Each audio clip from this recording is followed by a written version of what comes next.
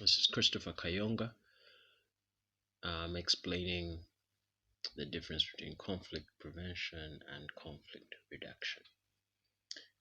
Conflict prevention strategies, they emphasize organization-wide goals. That is, for example, the organization I work for, we have quarterlies. These are guided by something called a book called Traction. You should look it up. It encourages organizations to meet quarterly and emphasize their vision and mission to staff, and we do that regularly. So this helps mitigate or prevent any mission or goal conflicts among individual staff.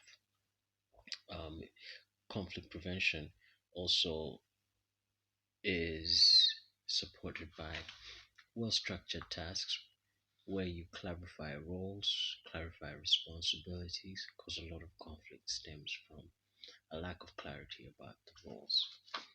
Conflict prevention also facilitates intergroup dialogue in organizations, let's say departments or teams that ostensibly look like they're uh, potentially have conflict. It will help to have them dialogue regularly and dispel any misperceptions that may exist, and avoiding zero sum or win lose scenarios can help prevent conflict.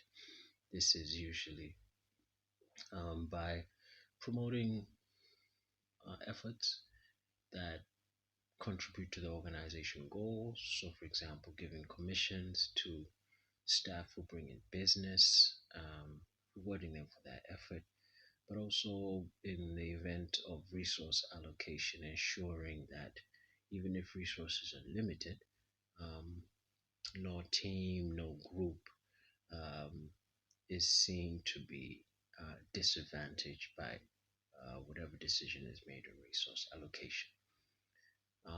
Conflict prevention, it has to be said, is easier than conflict reduction.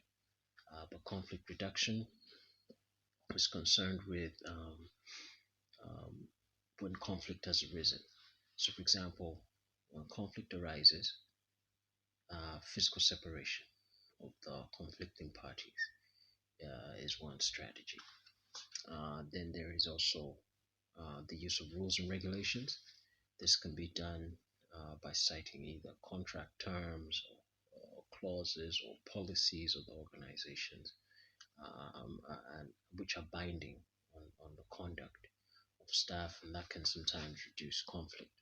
There is also the use of integrators. Integrators are people within the organization who enjoy the trust of conflicting parties, and they can use that influence and that trust and leverage it into reducing the conflict between the conflicting parties. Confrontation and negotiation, this is underestimated, but negotiations help surface possible uh, pathways to resolution, terms by which both parties agree on how to end the conflict. So this is one way to reduce conflict. And there's the aspect of rotating members.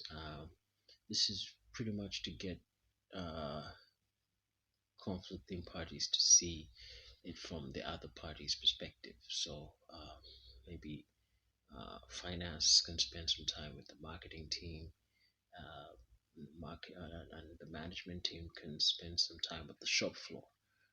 So that can help reduce some of the conflict between the relevant parties. Uh, and obviously, setting goals that require intergroup or collaboration across groups, that can definitely address conflict or reduce conflict. Lastly, there's intergroup training.